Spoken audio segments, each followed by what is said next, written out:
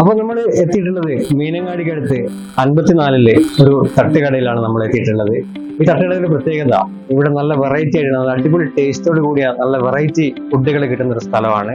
ഇവിടെ നല്ല കപ്പ ബിരിയാണി, പിന്നെ പലതരം ബജികള്, അങ്ങനെ ഭക്ഷണത്തില് വെറൈറ്റികളായിട്ടുള്ള ഒരുപാട് സംഭവങ്ങൾ ലഭിക്കുന്ന ഒരു സ്ഥലമാണ് ഇവിടെ. ഇവിടെ എത്തിപ്പെട്ടപ്പോഴാണ് നമ്മൾ മറ്റൊരു കാര്യം മനസ്സിലാക്കുന്നത്.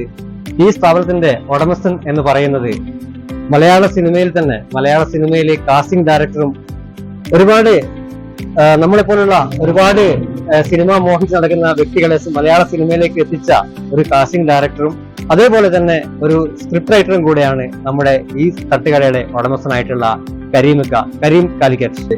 മലയാള സിനിമയിലേക്ക് നമ്മുടെ നാട്ടിൽ നിന്നും ഒരുപാട് പേരെ മലയാള സിനിമയിലേക്ക് എത്തിച്ച ഒരു കാസ്റ്റിംഗ് ഡയറക്ടറും അതോടൊപ്പം തന്നെ ഒരു തിരക്കഥാകൃത്തും പുതിയൊരു ഡയറക്ടർ കൂടെയാണ് നമ്മുടെ കാസിമിക്ക. നമുക്ക് കാസിമിക്കയെ നമുക്ക് പരിചയപ്പെടാം. അദ്ദേഹം നല്ല തിരക്കിലാണ്.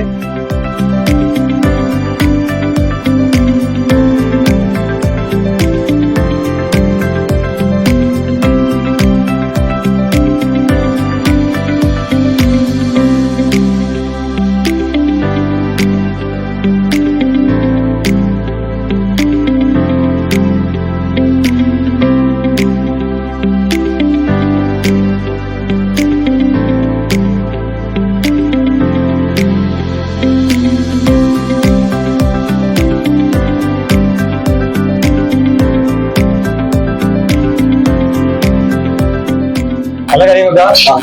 അപ്പൊ നിങ്ങള് സിനിമ ഫീൽഡിൽ നിന്ന് വന്നിട്ട് ഇപ്പൊ ഈ ബജിന്റെ പീരീഡ് ഇല്ല, അപ്പൊ എന്താണ് അങ്ങനെ മാറാനുള്ളൊരു കാരണം? മാറിയതാണോ അല്ലെങ്കിൽ അതിന്റെ കൂടെ ഇതും കൂടെ വന്നാലേ എനിക്ക് അങ്ങനെ ഫുഡ് ഉണ്ടാക്കാൻ ഭയങ്കര താല്പര്യം. അത് എല്ലാ കടികളും, കടികളാണെങ്കിൽ 10-15 കടികളും ഉണ്ടാക്കുന്നു. പിന്നെ അതേപോലെ തന്നെ ചായ, നല്ല നാടൻ ചായ, സമാവർ ചായ. ഞാനൊക്കെ അന്ന് ചായ ഉണ്ടാക്കുമ്പോ നമ്മളെ സമാവർ കരിയിട്ടുള്ള സമാവർ ഉണ്ടാകും. നിങ്ങൾക്കറിയോ? അന്നത്തെ കാലത്ത് ഞാൻ ചായ പഠിച്ചത്. പക്ഷെ അതിൽ നിന്നൊക്കെ ഫിലിമിലേക്ക് പോയി 10-15 വർഷം ഫിലിമിൽ തന്നെ ആയി.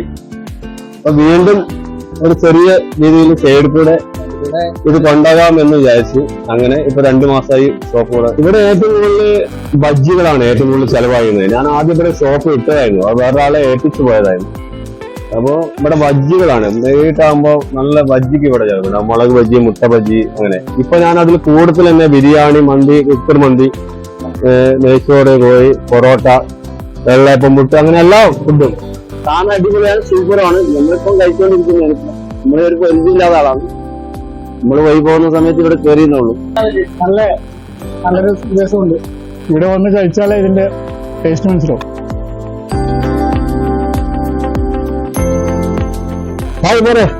എന്താ പേര്? അസ്മീർ. എവിടെ വീട്? കണ്ണൂര്. എത്ര വീട്?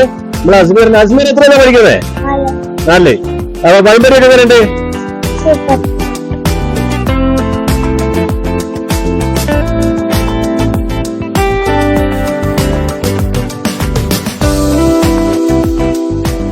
നമ്മളിപ്പോ അടുത്തായിട്ട് ഉണ്ടാക്കാൻ പോകുന്നത് കരീമക്കാന്റെ സ്പെഷ്യൽ ആയിട്ടുള്ള നല്ല കപ്പ ബിരിയാണിയാണ്. ഇവിടുത്തെ മെയിൻ, അല്ലെങ്കിൽ ഇവിടെ ഏറ്റവും കൂടുതൽ ആൾക്കാർ വരുന്നത് തന്നെ കരീമക്കാടെ കപ്പ ബിരിയാണി കഴിക്കാൻ വേണ്ടിയിട്ടാണ്. ഇത് നല്ല ബീഫാണ്, പോത്ത്. മിക്സ്ഡ് ആക്കിയിട്ട് ഇതിന്റെ ഇടയ്ക്ക് ലേശം കരിവേപ്പില ഇട്ട് കൊടുക്കുക, ലേശം കുരുമുളക് പൊടി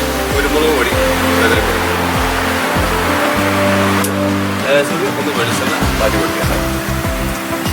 എന്നിട്ട് നല്ല കപ്പ പുഴുങ്ങി വെച്ചിട്ടുണ്ട് ചൂടോടെ അതിലേക്ക് മിക്സ് ചെയ്യാം.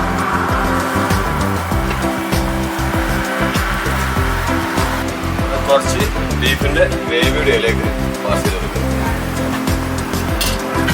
എന്നിട്ട് നല്ല മിക്സ് ചെയ്യാം.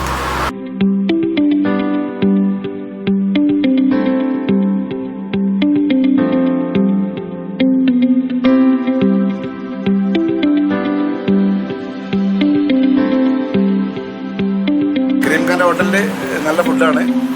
പ്രൈസൊക്കെ റീസൺ റേറ്റിലാണ് കൊടുക്കുന്നത്. നല്ല ടേസ്റ്റുള്ള ഫുഡുകൾ തന്നെയാണ്. കോഴിക്കോട് സ്റ്റൈലുള്ള ഫുഡുകളാണ് വയനാട്ടിൽ കിട്ടുന്നത്.